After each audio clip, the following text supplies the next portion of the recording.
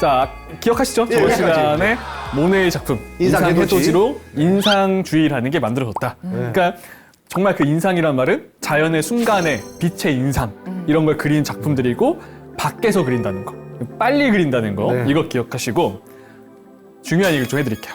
자, 사실은요 미술은요 네. 의외로 우리가 사는 사회와 따로 가지 않아요. 맞아요. 사회 현상을 그대로 담게 돼 있어요. 네네. 네. 저희 아까 전에 쉬는 시간에 앤디 워홀 얘기했었는데 네. 팝아트잖아요. 네네. 대량 생산. 그게 왜 그러냐면 팝아트가 나온 이유도 기술이 발전하면서 네. 대량 생산, 찍어내는 대량 거죠, 소비 이제. 시대가 시작되면서 팝아트가 나온 거예요. 네. 한마디로 그 사회의 모습과 같이 가는 게 미술이거든요. 네. 자, 인상주의가 왜 탄생할 수 있었냐?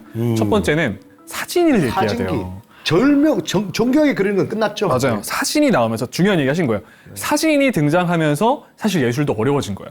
사진이 등장하면서 사실주의가 막을 내리거든요. 그래서 그 역할은 사진 거예요. 그러니까 이제 미술은 사진이 못하는 걸 해야 되는 거예요. 네. 그렇죠. 자, 근데 그것도 이제 바로 그렇게 된 건 아니고 사진이 처음 등장했을 때는 위협은 안 됐어요. 왜냐면 화질이 너무 안 좋았고 흑백에다가 흑백. 찍는데 오래 걸리니까 그쵸. 오히려 화가들이 사진을 이용했어요. 네. 보면서 그리기도 했는데 네. 여기서 중요한 건 뭐냐면 광학이 연구돼요. 네. 그래서 이 화가들이 깨달은 게 있어요. 그게 뭐냐?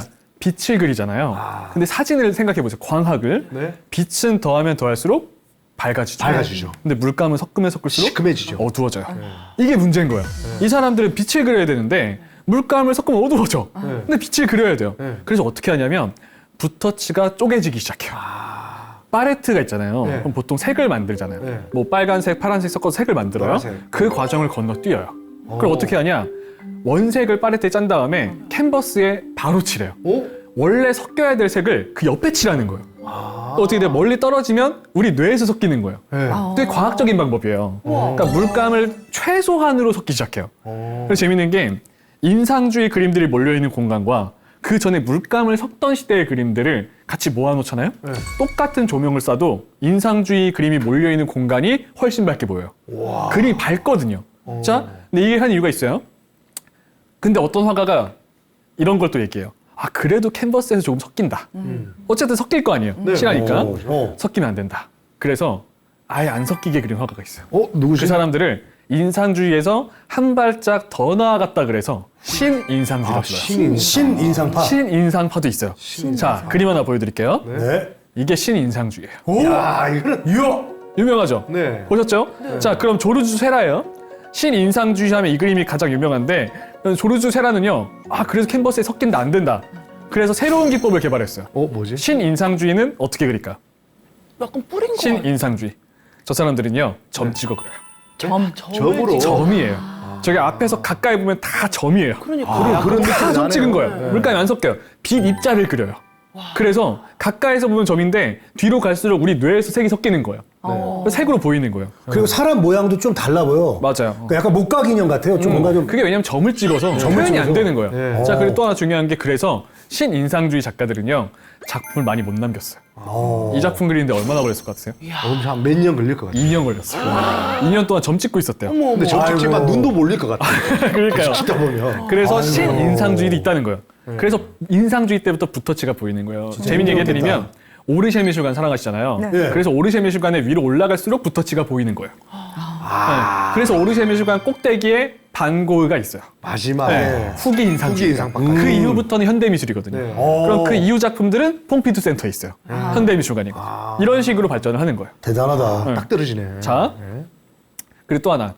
튜브 물감. 튜브. 아까 전에 제가 첫 번째 시간 때 얘기했죠. 네. 그림을 실내에서 그렸어요. 네. 그게 왜 그러냐면 밖에 갖고 나갈 수 불편했거든요. 없으니까. 네. 튜브 물감이 인상주의 때 개발돼요. 그럼 튜브 물감이 없었을 때 네. 물감을 가지고 나가야 된다. 어디 놓고 다녔을까요? 의외로요. 통에다가 상자. 동물의 방광이었대요. 돼지 오줌. 그게 최선이었대요. 돼지 방광에 넣고 다닌 거예요. 근데 문제가 뭐냐면 잘 터지고 네. 가서 한 번 짜면 다 써야 돼요. 다 써야지. 근데 그때 인상주의 활동하던 시기에 튜브 물감이 개발돼요. 휴대성이 편해진 거예요. 이제 사람들은 더 밖에 나가서 그려요. 좋죠. 여기다 날개를 달아준 게 증기기관차. 이제 사람들이 화가들이요. 가방에 그냥 튜브를 멀리까지 물감 떠나요. 놓고 네. 멀리 떠나면 돼요. 그 전에 마차 타고 너무 오래 걸렸는데 네. 이제 거대한 쇳덩이가 몇 시간이면 이동시켜줘요. 네. 그러니까 어떻게 돼요? 여행업이 발달해요. 그리고 도시락이 발달해요. 그렇죠. 안타까운 얘기지만 이때부터 역 주변에 땅값이 올라요. 아. 이게 그때부터 시작된 거예요. 네. 그러니까 증기기관차가 근대의 상징이잖아요. 네. 근데 중요한 게 뭐냐? 사람들이 이제 주말이 되면 서민들이 여행을 가기 시작해요. 증기기관차 타고. 또 여행업이 발달하니까 정말 많은 사람들이 아름다운 풍경을 직접 보기 시작하면서 깨달아요. 직접 보니까 얘네가 맞다. 인상. 눈이 변하기 시작해요. 네. 천천히 진행되고 있었던 거예요. 네. 한마디로 인상주의자들은요 앞서 나갔던 거예요. 시대를 보면서. 그래서 인상주의 화가들이요 의외로 많이 봤던 게 신문이었대요. 머리 되게 좋았어요. 자, 그래서 당시 인상주의 화가들이 자주 모이던 곳이 역 근처였어요. 여기가 젊은 화가들의 성지였어요. 네. 생 라자리요. 근데 그림 보세요. 잘 보면 다 뿌예요. 네. 그러니까 초점이 맞는 게 없어. 네. 그랬더니 보수적인 한 평론가가 물어봤대요. 야, 여기는 제목은 생 라자리역인데 네. 사람이 또렷하지도 않고 네. 기차가 또렷하지도 않고 맞아요. 아니 뭐 제대로 보이는 게 없다. 네. 너 뭘 그린 거냐? 근데 모네가 말도 잘해요. 내가 그리는 건 과거의 그런 주제가 아니라 우리가 살아 숨쉬는 빛과 공기다. 빛과 공기를 그린 거예요. 자, 그 빛과 공기를 그린 것 중에서 제가 최고라고 생각하는 게 이 작품이에요. 이건 저도 압니다. 양산을 양산을 쓴 여인. 너무 좋죠. 너무 잘 그렸어. 맞아요. 중간에 있는 작품 보시면요. 저 딱 이렇게 표현해요. 바람이 부는 것 같아요. 맞아. 그 바람마저 담는 게 인상주의예요. 저 여성 누굴까요? 가운데 있는 여성. 부인. 부인 맞아요. 네. 까미우입니다. 그리고 중간에 웬 꼬마애 있죠? 자기 아들. 아들. 장모네. 첫째 아들. 근데 이 그림에 비하인드 스토리가 있어요. 자, 이 그림은 총 3점이 있어요. 네. 근데 양쪽에 있는 작품은 약 10년 뒤에 그렸죠. 네. 10년 뒤에. 차이점을 좀 짚고 가야 돼요. 일단 중간에 있는 것과 네. 양쪽에 있는 거. 일단 그림자랑 빛의 색깔을 좀 표현을 했던 것 같아요. 네. 보이는 색깔로 원래 저 색깔 녹색이 아니거든요. 색도 좀 화사하죠? 네. 맞아요. 밝아진. 맞아요. 양쪽에 있는 게 더 화사하죠? 그리고 이제 좀 모네가 돈을 좀 벌었나 봐요. 10년 있다 보니까 네. 중간에 있던 여인이 좀 부유해 보입니다. 부유해 보여? 네. 애기가 되게 있고 없고의 차이가 있네요. 그것도 맞아요. 예, 예. 자, 일단 애가 없죠. 네. 컸으니까 색도 좀 화사해졌어요. 네. 잘 보시면요, 약간 로맨틱한 포인트가 있어요. 중간에 있는 여성 표현을 잘 보세요. 네. 중간에 있는 여성과 양쪽에 있는 여성의 차이점이 하나 있어요. 이렇게 잘 보시면 그 드레스가 좀 이렇게. 중간에 있는 여성만 표정이 보여요. 그러네. 모네를 바라보고 있어요. 근데 보네요, 여기. 네. 근데 양쪽에 있는 여성은 표정을 애초에 그릴 마음이 없어요. 알 수가 없어요. 자연의 일부인 거예요. 네. 이게 왜 그러냐? 왜 로맨틱하냐? 중간에 있는 사랑만 까미유예요. 중간에 있는 사람만 사랑했거든요. 너무 사랑해서 멀리 있어도 표정이 보였대요. 네. 양쪽에 있는 여성은 까미유가 아니에요. 까미 아니에요? 아니에요. 자, 그럼 여기서 문제가 생겨요. 네. 왜 까미유가 등장하지 않을까? 애 보고 임신해 있었겠죠. 설마 자, 돌아가신 거 아니죠? 갑자기 모네는요, 인상주의 전시에 참여를 안 해요. 뭐, 의외로요, 인상주의 전시회가 총 8번 열렸거든요. 네. 8번 전부 참석한 사람 딱 한 명밖에 없어요. 피사로라는 화가요. 비싸로. 피사로만 8번 다 참석했어요. 모네는 나중에 참석 안 합니다. 그리고 개인전만 자꾸 열어요. 그림이 팔리기 시작했더니 마치 돈에 환장한 사람처럼 그림만 파는 거예요. 네. 처음엔 몰랐죠. 사연이 있었어요. 둘째가 태어났는데 아팠나? 까미유가 자궁암에 걸려요. 아이고. 네, 그래서 진짜. 이때 그림 판 돈이 대부분 병원비였던 병원비로 거예요. 갔네. 그리고 병원비로. 모네가 얘기합니다. 너무 미안했대요. 너무 미안했대요. 나 만나고 고생만 했는데 이제 뜨기 시작하는데 아픈 거예요. 그렇더라고. 네. 맞아요. 꼭 그래. 근데 그렇게 많은 돈을 썼는데 못 고쳐요. 까미유 고작 32살이 죽어요. 아이고. 네, 너무 안타깝죠. 자, 근데 근데 어떻게 나와요? 75년이면. 모네가 마지막에 까미유가 세상 떠나는 걸 보고 있다가 네. 그림을 그려요. 네. 마지막 눈 감는 모습을 그렸어요. 볼까요? 야. 임종을 맞은 까미유예요. 눈을 감자마자 그린 거예요. 자, 이런 말을 남깁니다. 그림에다가 너무도 소중했던 한 여인이 죽음을 기다리고 있으며 이제 죽음이 찾아왔습니다. 어찌 보면 이제 막 세상을 떠나려는 사람의 마지막 이미지를 보존하고 싶은 마음은 자연스러운 발상이었습니다. 라고 이야기합니다. 오해하시면 안 되는 게 모네는 이 그림을 생전에 공개하지 않았어요. 항상 방에 뒀었고 자기한테. 밖에 꺼낸 적이 없어요. 최측근만 알고 있었어요. 모네가 아내를 그렸다는 거. 자, 근데 저희가 항상 얘기하죠. 화가도 사람이다. 이게 사실 헤어져도 슬픈데 사별을 한 거잖아요. 너무 미안했어요. 근데 잘 보시면 포인트가 하나 있는 게 화가가 그림을 그려요. 근데 이 그림이 완성됐다. 이 그림을 이제 내 손을 떠나야 된다. 네. 그 표시가 뭘까요? 사인을 하는. 사인이겠죠. 사인이죠. 근데 이 그림에 사인이 있는데 밑에 이 있네. 사인 때문에 유명해져요. 왜요? 모네의 작품 중에서 거의 유일하게 예. 사인이 달라요. 달라요? 달라요, 사인이. 어. 한번 확대시켜 볼까요? 예. 한번 볼까요? 하트. 하트가 있네. 어머나. 이때도 하트는 사랑의 표현이었어요. 그래서 자신의 아내의 작품에만 사인의 하트가 남겨졌어요. 아, 로맨틱하다. 네, 이 작품이 오르시에 미술관에 있는데 가면 사람들이 다 이 하트를 찾고 있어요. 아, 보니까 눈물 나네. 이런 걸 찾으셔야 돼요. 네. 제가 항상 얘기하잖아요. 결국엔 사랑 얘기예요. 네, 그래서 이런 걸 찾아야 네. 아 이게 진짜 그냥 사람의 얘기구나. 그 벽을 허물 수가 있어요. 이런 걸 찾아보셔야 돼요. 아, 진짜 저 작품 보면 좀 아프신 분들은 딱 보는 순간 그럼요. 왈칵할 것 같아요. 바로 빵 터질 것 같아요. 그리고 이 사연을 알고 보잖아요. 울음이 저도 터져요. 오르시에 미술관에서 이 앞에서 되게 뭉클하더라고요. 이런 걸 찾아보시면은 좀 더 깊게 들어갈 수가 있어요. 시대가 시대다 보니까 네. 뮤즈라고 하잖아요. 네. 아내를 잃은 분들이 되게 많은데 예. 마르크 샤갈 같은 화가는요. 아내를 잃고 9개월간 그림을 못 그려요. 못 그리죠. 아예 못 그렸어요. 네. 근데 모네는 반대예요. 미친 사람처럼 그려요. 이제는 어마어마하게 그리는 거예요. 왜냐하면 모네가 얘기해요. 그릴 때만 안 아팠대요. 마음이. 계속 그리는 거예요. 어디 집중 안 하면 안 돼. 맞아요. 아이고. 계속 그림을 그리는 거예요. 그때 나오는 게 연작이라는 거예요. 연작. 연작도요. 미술계에서 인상주의가 처음 그렸어요. 왜냐하면 건초더미 연작이잖아요. 네. 그 전에는 연작이 나올 수가 없었어요. 화가들의 마인드가 어땠냐면 첫 번째, 건초더미를 그리지도 않아요. 네. 애초에. 예, 예. 두 번째, 왜 연작이 없었냐면 그 전엔 이랬거든요. 성당을 그려도 그냥 그 성당의 가장 완벽한 구도로 멋있게 하나 그리면 끝나는 거예요. 네. 이거보다 멋이 없는 구도는 필요가 없어. 네. 근데 모네는 얘기해요. 그게 아니다. 빛에 따라서 시간에 따라서 모든 게 변한다. 그걸 보여주는 거예요. 그래서 건초더미를 25점을 그렸는데 연작인 거죠. 어떻게 그렸냐면 한 번에 다 그리진 못했고 네. 하루에 한 3-4점 그린대요. 근데 그 3-4점을 오늘 건초더미를 정해요. 네. 캔버스를 들고 나가서 예. 가로로 설치한대요. 가로로. 가로로. 그 다음에 1번에서 그려요. 네. 막 그리다가 빛이 변하면 바로 2번으로 가요. 아. 이동하면서 그린 그 거예요. 낚시하는 아저씨들이 그렇게 하거든요. 여기 저기 낚싯대 맞아요, 놔두고 맞아요. 흘릴 때마다 네, 네, 움직이거든요. 아니, 이게 방송국으로 치면 1번 카메라, 2번 카메라, 3번 그렇죠. 카메라. 그럴 수 있죠. 맞아요. 그런 느낌이죠. 근데 그렇잖아요. 우리도 막 아침 9시에 본 풍경과 12시에 본 풍경 색이 다르거든요. 다르죠. 자, 근데 여기서 중요한 거. 예. 이 건초더미 중에서 이걸 주목하셔야 돼요. 아, 이게 해가. 이 건초더미는 이렇게 얘기할 수 있어요. 이야. 세상에서 가장 비싼 건초더미가 됐어요. 아, 그렇겠다. 해가 그리고 있어요. 세상에서 가장 유명한 건초더미가 됐어요. 해가 뜨는 거예요, 지는 거예요, 근데. 자, 그거에 대한 설명은 아예 없어요. 없어. 그냥 연작이에요. 뭔가 뒤에 빛이 있어요. 근데 25점 중에 가장 유명해요. 그럴 것 같아. 자, 왜냐? 몇 해 전에 이 그림이 경매에 나왔어요. 이 그림이. 모네 작품 중에서 네. 최고가를 찍었어요. 얼마입니까? 자, 근데 그 이야기 해드릴 거예요. 네. 중요한 거. 예. 이런 질문 해볼게요. 궁금하실 거예요. 네. 유독 비싼 그림이 있어요.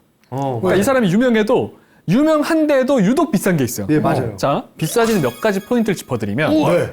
완성도. 완전. 실제로 완성도. 화가도 슬럼프에 빠집니다. 슬럼프에 빠지면 완성도가 떨어지는 게 보여요. 르누아르도 마찬가지예요. 완성도가 높아야 돼요. 두 번째, 최초의 시도였는가? 최초의 시도. 최초의 연작 시도였죠. 값어치가 높은 거예요, 연작이. 그렇죠, 최초 시도니까. 최초 시도는. 어. 그다음 세 번째, 누가 소장했는지도 중요해요. 아, 그렇지. 누가 샀는지. 이건희 회장님이 갖고 있었는지, 그쵸. 아니면 박건이 갖고 있었는지 딱 알겠죠? 나 왜? 아니, 그냥 그렇다고요. 네. 자, 그 그리고 형태도 중요한 거. 비쌀 수도 있잖아요. 네, 중요한 거. 후대에 등장하는 예술 사조에 네. 영향을 줘야 돼요. 아, 그러면 그 그림은 전설이 돼요. 자, 흥미로운 얘기 드릴게요. 예? 어느 날 한 네. 천재 법학자가 법학자예요. 법학자. 근데 전시회 놀러 간 거예요. 네. 네. 근데 거기에 정확히 뭘 봤는지는 몰라요. 네. 그 사람 회고록에 모네의 건초더미 연작을 봤다고 써 있어요. 연작을 봤다. 근데 깜짝 놀랐대요. 왜 놀랐을까요? 자, 우리가 아까 저번 시간에 뭐 바칸테스의 좀 사진 같은 그림도 봤잖아요. 네. 그걸 보던 사람인데 이걸 보고 너무 놀란 거예요. 근데 왜 놀랬냐? 이렇게 써 있어요.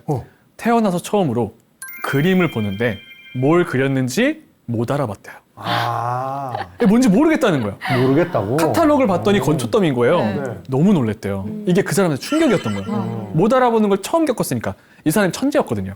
그걸 깨달아요. 지금 미술계에 큰 변화가 일어나고 있다. 이 사람은 모네 뒷세대예요. 모네를 만난 건 아니에요. 그림을 본 거예요. 항상 이런 식이에요. 그리고 두 번째, 아, 형태가 명확하지 않아도 감동을 줄 수 있겠다. 색채의 조합과 붓터치만으로. 그리고 이 사람은요, 모네의 건초 더미를 보고 법학을 포기하고 화가가 돼요. 그래서 이 사람의 초기작을 보면 네. 모네와 비슷해요. 비슷하네. 자, 초기작 보여드릴게요.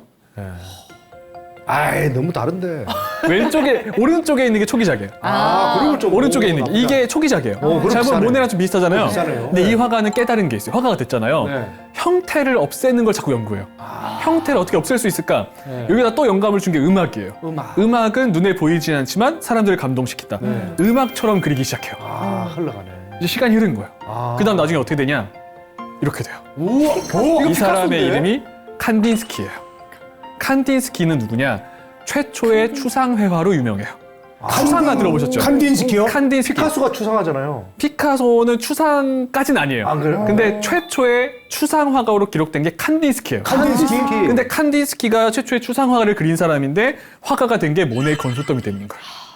이 정도 사연이면요. 아니 건초토미가 이렇게 됐어요? 거기서 힌트를 얻은 거죠. 근데 고양이 아니 아니에요, 뭐 지금 컴퓨터 뭐야? 잡동사니가 됐는데. 이게 추상이잖아요. 형태를 묘사하지 않는 거. 저 칸디스키한테 지금 영감을 얻었어. 잠깐만 그러면 그 사람이 나 그림 그려야 되겠어. 폴란드 사람이에요? 러시아 사람이에요? 러시아 사람이에요. 아 스키가 들어가니까. 그러니까 그러니까 이게 이런 식으로 영향을 줘요. 근데 잘 보시면은 원래는 윤곽선이 또렷했잖아요. 네. 보자마자 알아봤는데 모네는 빛을 표현하니까 인상주의들은 윤곽선이 사라진단 말이에요. 네. 그래서 거기서 힌트를 얻은 거예요. 그리고 화가가 되면서 추상화를 만든 거예요. 네. 근데 그 시작이 이 건초더미 연작부터 여기 시작을 하는 거예요. 지금까지 야 저게 어떻게 할까? 너무 그렇게 유추가 안 되는데. 이게 천재이기 때문에 조금 것도 있어요. 어떻게 저렇게 그렇게 예술가잖아요. 그러니까 우리는 이런 걸 많이 봤지만 네. 이 시대엔 이걸 처음 본 거거든요. 자, 재밌게 얘기해 볼게요. 예, 이 계속 정도 재밌어요. 사연이면 얼마에 사시겠어요? 어떤 거 이거요 지금 이제 이 그림. 이 그림이요? 만약에 건초더미 연작이 경매에 나왔다. 저 그럼 300만 원 걸겠습니다. 300만 원이요? 왜냐면 저 전재산이 지금 300만 원밖에 없으니까 저 전재산을 걸었어요. 저는 100억. 100억. 100억 있어? 형? 100억. 100억이 있어요? 100억? 아니 그러니까 아니 그거 뭐 같이 그냥 라고. 뭐 그냥 가치만 말하면 되는 같이. 거예요? 같이 그냥 얼마 전 우리 보고 이게 사라는 게 실제로 아니고 거래가 됐거든요. 그러니까 한 100억 정도 거래됐을 것 같아. 100억. 에이, 형, 억 단위일 것 같아요. 1조 이상입니다. 1조. 저는 억 단위, 1억 단위? 이상 뭐. 자, 천만 원. 아니, 1000억. 비슷했어요. 천억. 이 그림은 1318억에 팔렸어요. 한 점에. 네. 그걸 이런 누가 식으로 샀어요 가요. 저렇게? 샀죠. 근데 보통 왕족이 많이 사죠. 네. 그래서 이것도 팔렸어요. 이거는 정확히 누가 사는지는 모르겠지만 말하네요. 사실 공개되는 거 좀 꺼려하거든요. 근데 이 금액에 거래가 돼서 현재까지는 거래된 것 중에 모네 작품 중에 최고가예요. 야 대단하다. 이런 걸 보셔야 돼요. 딴 거는 거래가 안 된 거예요, 그러면? 아, 거래 계속 되고 있죠. 되고 있어요? 되고 오, 되고 있는데 있죠. 지금도 많이 팔려요. 근데 최고가가 지금 이건 거죠. 그래서 뭐냐면 기증을 하잖아요. 네. 기증이 되게 중요해요. 아, 기준? 기증을 해버리면 네. 미술관 소장이 돼요. 그러면 경매에 안 나와요. 아. 경매에 나올 수가 없는 거죠. 소장이 개인 되면. 소장한 것들이 경매에 나오는 거예요. 이게 중요한 게 뭐냐면 만약에 진짜 빈센트 반 고흐의 별이 빛나는 밤이 네. 경매에 나와버리면 네. 사거든요. 부자들이. 사겠죠. 저도 사고 산단 말이에요. 싶은데. 그러면 우리는 못 봐요. 가져가니까. 집에 갖고 그러니까 가니까. 소장한 것들을 개인 소장한 것들은 경매에 나오고 그래서 기증을 해서 아예 미술관 소장이 돼버리면 여러 사람들이 다 볼 수 있는 거죠. 다 볼 수 있는. 그러니까 기증하는 사람들이 너무 중요한 너무 사람들. 감사하네. 감사하네요. 감사한 거죠. 그래요. 맞아요. 네. 자, 그러면 이제 모네는요. 저 건초더미 연작이 그릴 때쯤 되면 부와 명예를 다 얻어요. 생전에 다 얻습니다. 이제 인상주의 대세가 됐어요. 그리고 그림도 불티나게 팔려요. 네. 또 하나 중요한 거, 그 전에는 그림을 그리려면 한 점당 오래 걸렸어요. 막 몇 달씩 그려. 근데 인상주의. 네. 빨리 그리잖아요. 그렇죠. 근데 인기 많아졌어. 네. 근데 뭐가 되냐면 수요와 공급이 딱 맞아요. 빨리 그려서 많이 팔 수가 있는 거예요. 아, 그러니까 빨리 그리니까. 빨리 그리니까 이것도 애초에. 그거예요? 이것도 이제 모네 그림이죠. 지베르니. 지베르니 정원에 집을 얻죠. 너무 예쁘네요. 네, 지금. 그리고 이제 멀리 안 가도 돼요. 우리 집 앞이 주제니까. 네. 그러니까 여기서 꽃밭 그리고 수련 그리고 정원을 가꾸며 사는 거예요. 참고로 여긴 지금도 정원사가 있어요. 저렇게 생겼나요? 네, 유지를 합니다. 자, 그리고 또 하나 노년에 재혼했어요. 와. 알리스란 여성과. 갑자기 좀. 아이고 까미. 서세. 아니 왜 그래도 아, 네, 모네 씨 아쉽네. 실망이야. 까미는 뭐 이게 아니, 까미 어떻게 까면 까미 완전 까무라치겠다, 지금. 아니, 까무라치겠다. 까미는 까맣게 잊었어요? 까미유가 세상을 떠나고 그래 수십 년 뒤에요. 아 수십 년. 그래도 우리는 수십 년 보통 뒤니까. 순수한 사랑을 네, 원했는데. 그리고 원래 알리스 남편이 굉장히 부유했는데 모네의 후원자였어요. 근데 그 알리스의 남편이 사업이 기울면서 사실은 가족을 버리고 도망갔거든요. 그래서 서로 자식을 키워주다가 나중에 재혼을 한 거예요. 자, 제가 그랬죠. 화가는요. 자신이 기분이 좋으면 풍경도 밝아져요. 네, 그죠. 가장 행복했을 때 그린 수련 보여드릴게요. 네. 걱정 없을 때. 네, 내가 제일 걱정 없을 기쁠 때, 돈도 제일 벌고 기쁠 때. 재혼하고 지금 맞아요. 인기도 없고 네. 깨끗하죠. 뭔가 깨끗하다. 아이고. 맑고 깨끗하잖아요. 이건 인상파 느낌이 없는데. 이게 정말 이 모네의 그 마음이 들어간 거예요. 걱정도 없고 깨끗하고 맑고 네. 하늘을 같이 그리고 싶어서 물에 비친 구름 반사된 거 봐. 반사된 걸 그린 거죠. 야. 근데 이게 재밌는 게 제가 좀 약간 유식한 말 하나 알려드릴게요. 네. 예. 그래서 인상주의 이렇게 얘기해요. 가까이서 보면 붓터치가 다 보인단 말이에요. 예. 가까이서 보면 형태가 없어져요. 가까이서 보면 추상이고 네. 멀리서 보면 구상이라 그래요. 가까이서 보면 그냥 물감 덩어리거든요. 근데 멀리서 보면 그게 형태로 보이는 무슨 거예요. 형태로 보이네. 그게 인상주의예요. 자, 이 그림이 모네가 노년에 가장 행복했을 때. 근데 안타까운 드디어. 건 행복이 짧아요. 네, 행복이 고작해 한 10년 정도? 이상하게 불행은 몰려오잖아요. 네. 불행이 몰려와요. 왜요 또? 자, 3년 만에. 1911년에 세계 체온한 1차 알리스도 뇌종양으로 세상을 떠나요. 아, 사랑한 아이고. 아내를 병으로 2번이나 보낸 거예요. 그때는 참 병사가 많았어요. 많았잖아요. 맞아요. 의학이 발달하지도 않았고. 네. 그리고 또 1914년에 세계대전이 터져요. 네. 첫째 아들, 귀여웠던 꼬맹이. 병에 걸려서 모네보다 먼저 죽어요. 아, 저기 전쟁 참전한 게 아니라 네, 병에 걸려 죽었어요. 병에 그리고 걸려서. 세계대전에 둘째 아들이 또 징집돼요. 징집이 되고. 이게 무슨 얘기냐. 아이고. 인간적으로 봤을 때 부와 명예를 얻으면 뭐예요? 혼자 있는데. 아유, 또. 네, 이게 너무 외로운 거예요. 그렇지. 그러니까 이때부터는 너무 아파서 그려요. 네. 수련에 집착을 또 하거든요. 아까랑 비슷해요. 수련을 그릴 때만 그 고통을 잊을 수가 있었대요. 나중에는 병적으로 그려요. 수련만. 수련을 계속 자기 그리는 행복했을 때만. 거예요. 맞아요. 그래서 이게 다들 행복했을 때만 그린 줄 아는데 모네는 말년에는 정말 고통 속에 그리기도 했어요. 자, 그러면 세계대전이 터졌을 때 수련 하나 보여드릴게요. 야, 뭔가 약간 붉은 게 쓸쓸해지고 조직이네. 맞아. 조금 약간 색채도 달라지고 가을의 쓸쓸하죠. 쓸쓸해요. 맞아요. 아까랑 너무 다르잖아요. 네. 자, 그래서 이제 모네는요 수련의 슬픔이 담기기 시작해요. 근데 또 하나 색이 변환되는 이유가 있어요. 좀 색이 달라졌죠. 네. 네. 왜냐하면 병에 걸렸거든요. 안 그래도 슬픈데 마음의 병도 있는데 육체적으로도 병이 생겨요. 약간 블러드가 있어. 백내장에 걸려요. 아, 색깔을 잘못 그래서 점점 시력이 안 좋아지고 있었어요. 자, 이 그림 보셔야 돼요. 아까 완전 달라졌네. 다른 백내장이 정원인데요? 가장 심했을 때예요. 가장 심했을 때. 그림 달라진 거 느껴지세요? 네. 예. 아까 지베르니 정원 꽃밭이었잖아요. 예. 똑같은 곳이에요. 근데 그림 변한 거죠. 아, 저거는 사실 너무 무섭게 그냥. 형태가 다 뭉개졌죠. 저도 이걸 직접 봤는데 괴로워요. 보고 있으면. 이렇게까지 시력이 안 좋아졌구나. 그래. 네, 이게 너무 어느 정도냐면 혼란스럽게. 그렇다. 맞습니다. 예. 그러니까 이게 원래 이때도 백내장 수술이 있었는데 본인이 안 받았어요. 왜냐하면 성공률이 낮았거든요. 옛날에는. 이게 정말 인간적인 게 무서웠대요. 왜냐면 지금은 서서히 안 좋아지고 있는데 네. 혹시나 수술 받았다가 잘못돼서 못 볼까봐. 한 번에 안 좋아지거나 못 보게 될까봐 그렇죠. 계속 미룬 거예요. 이 그림 그릴 때쯤에 왼쪽 눈은 거의 실명이었다고 보셔야 돼요. 그리고 오른쪽 눈은 색이 이상하게 보여. 아이고. 그러니까 어떻게 한 거냐면 또렷하게 그리고 싶은데 안 되는 거예요. 계속 덧칠하는 거예요. 안 되니까. 그러니까 완전히 추상이 돼버린 거예요. 완전히 추상화가 돼버렸죠. 네. 자, 이때 여길 가보셔야 돼요. 오늘 이제 이 방송을 보신 분들은 모네를 알았잖아요. 네. 이 사연을 알고 루브르 오르쉐만 가는 게 아니라 이런 작은 미술관도 가야 됩니다. 파리에 마르모땅 모네 미술관이 있어요. 아, 미술관 있어요? 여기를 꼭 추천드려요. 마르모탕 모네 미술관. 네, 파리에 가면 의외로 금방 갑니다. 그리고 네. 루브르 오르쉐는 여러분 일주일 동안 가도 다 못 봐요. 너무 많아요. 맞아요, 맞아요. 근데 이런 곳은 오전 타임만 살짝 비우고 가면 돼요. 아, 딱 좋네요. 네. 자, 이렇게 돼 있어요. 제가 찍어온 겁니다. 이런 식으로 돼 있어요. 그래서 지하에 가면은 모네 존이 있거든요. 관이 있는데 자 모네 작품들이 모여 있어요. 네. 여길 가야 되는 이유가 있어요. 왜요? 여기에 뭐가 있냐? 예.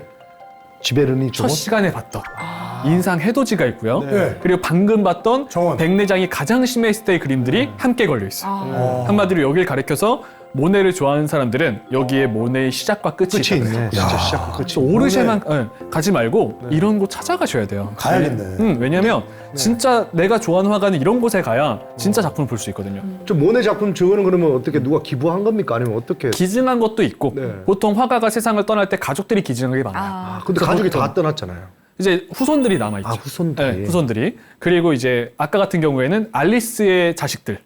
이제 그 사람들은 남아있었죠. 점점 이어받는 거예요. 네. 자, 또 하나. 드디어 수술을 받아요. 선글라스 꼈네. 저게 희귀한 사진이에요.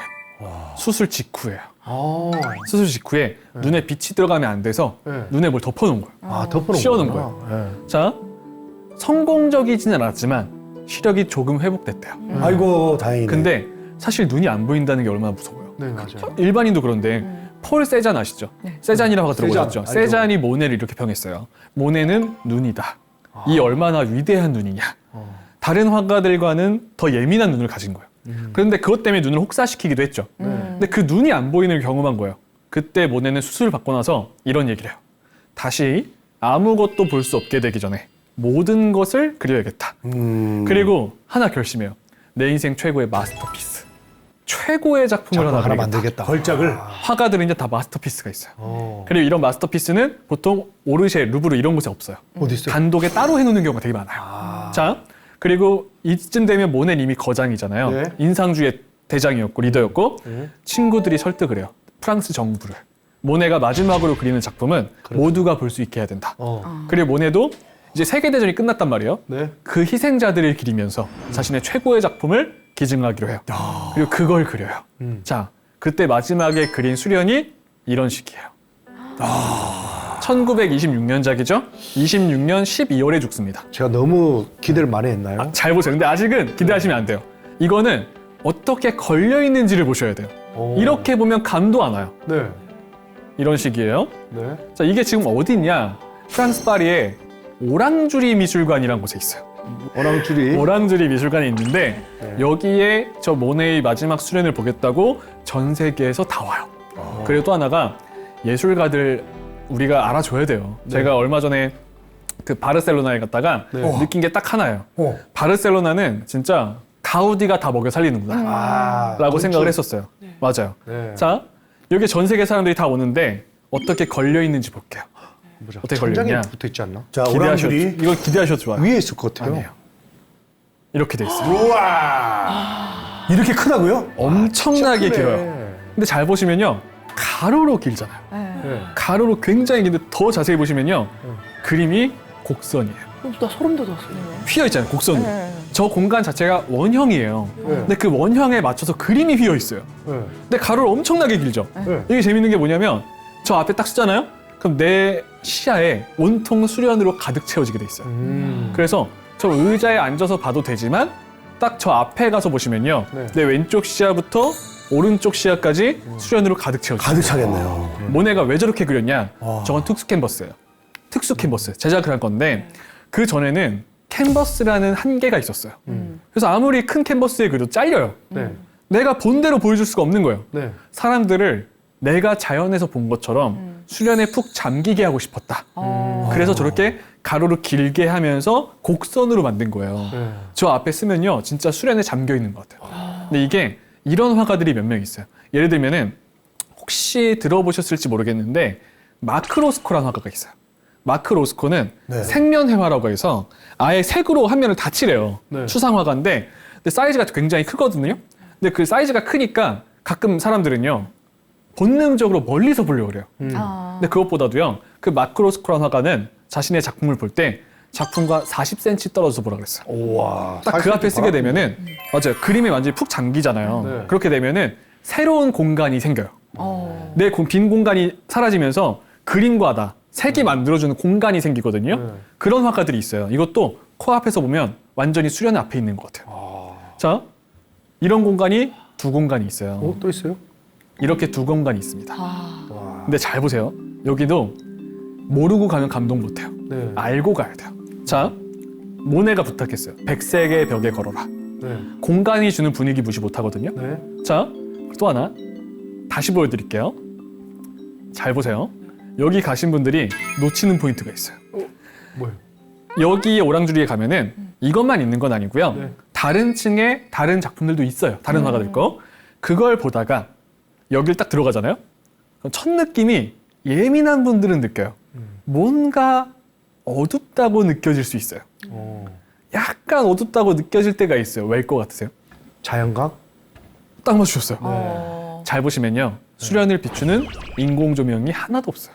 그러네. 모네의 마지막 수련에는 조명을 쏘지 않아요. 그럼 어떻게 돼 있냐? 천장이 뚫려 있어요. 그래야지 훨씬 낫네. 빛과 비와 눈은 막아주지만 천장이 뚫려 있죠. 네. 자연광이 떨어지게 돼 있어요. 네. 모네가 얘기했거든요. 내가 자연에서 본 것처럼 자연광으로 보게 하라. 그래야 이걸 느낄 수가 있다. 그래서 의외로요.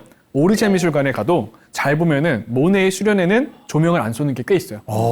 완전히 자연에서 본 수련처럼. 그래서 여기가 되게 재밌는 게 뭐냐면 내가 맑은 날 가면 여기도 밝아져요.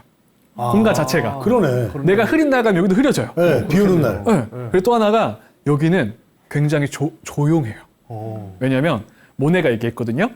세상을 살면서 힘들고 고통받는 사람들이 여기 와서 편안하게 명상을 위한 쉼터가 됐으면 좋겠다. 그래서 제가 깜짝 놀랐던 게 지금 사진은 없지만 저기 이제 스태프들이 있어요. 근데 해외 스태프들은 여러분 우리나라랑 달라요. 진짜 안 지키면 쫓아내버리거든요. 그래요? 우리는 막 스태프들이 어린 친구들이 와서 네, 막 알바로 하는 거잖아요. 네. 그건 직원이에요. 그래서 쫓아내버려요. 저 만지면 큰일 나잖아요. 네, 근데 여기는 유독 다른 미술관보다 목소리 톤이 커지면 바로 경고가 와요. 조용히 하라고. 왜냐하면 형이 바로 쫓겨나. 모네가 부탁했으니까. 그걸 다 지켜줘요, 여기는. 뭐래? 그래서 여기 가시면요. 약간 그런 느낌이에요. 그러니까 그림 한 점 보는 게 아니라 굉장히 숭고한 느낌이 들어요. 그래서 여기는 꼭 가보시길 진짜 부탁드려요. 와, 네. 듣고 나니까 진짜 보이네요. 네, 여기는 꼭 가봐야 됩니다. 네. 그래서 전쟁이 그걸 끝나고 설명해드렸고. 어떤 고요함을. 맞아요. 그래서 네. 이게 정말 저도 가봤는데 딱 그 느낌더라고요. 저 의자에 한 시간 정도 앉아 있었거든요. 왜냐면 강연을 해야 되니까 네. 그걸 느끼겠다고. 네. 여기 앉아 있었을 때가 가장 마음이 평온했던 것 같아요. 오. 그리고 앞에 나오면 또 공원이거든요. 네. 그걸 산책하면은 너무나 좋습니다. 자, 이런 말을 남겼어요. 근데 안타까운 게 뭔지 아세요? 이거에 완공되는 걸 못 보고 죽어요.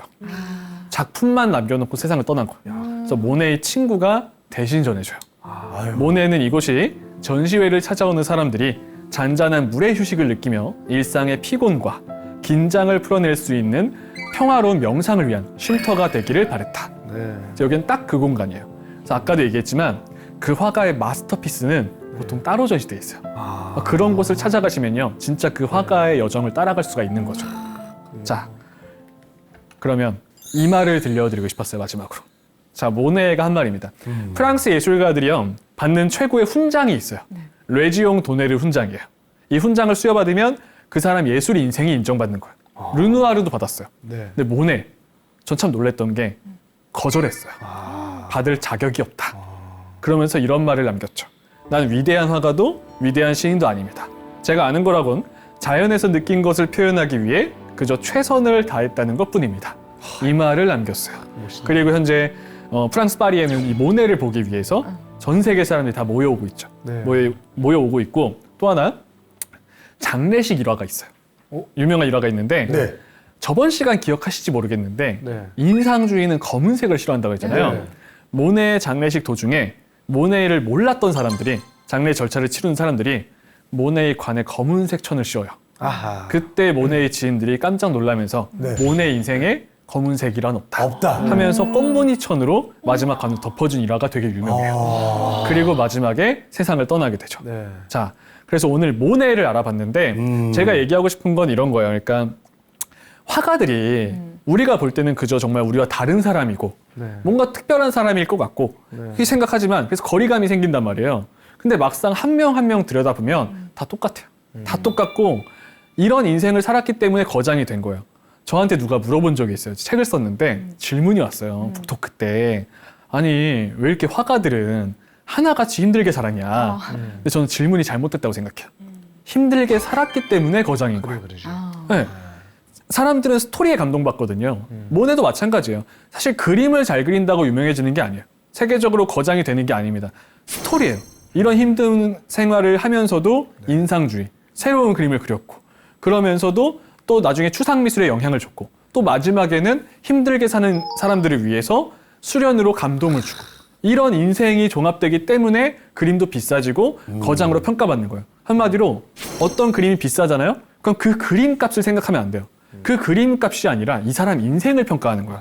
그러면서 거장이 되는 거예요. 그래서 한 명 한 명 들여다보면 다 이런 거장들이고 거장인 이유가 있다. 그리고 마지막으로 저는 앞으로 또 다음 시간이 남았지만 네.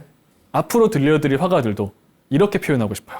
그러니까 우리가 평소에 그림에 관심이 없어도 이상하게 관심이 없었는데 아는 화가들이 있어요. 네, 있어요. 피카소, 마티스, 뭐 샤갈, 모네, 그죠? 그 급 되면은 다 이렇게 평탄한 인생을 산 사람이 없거든요.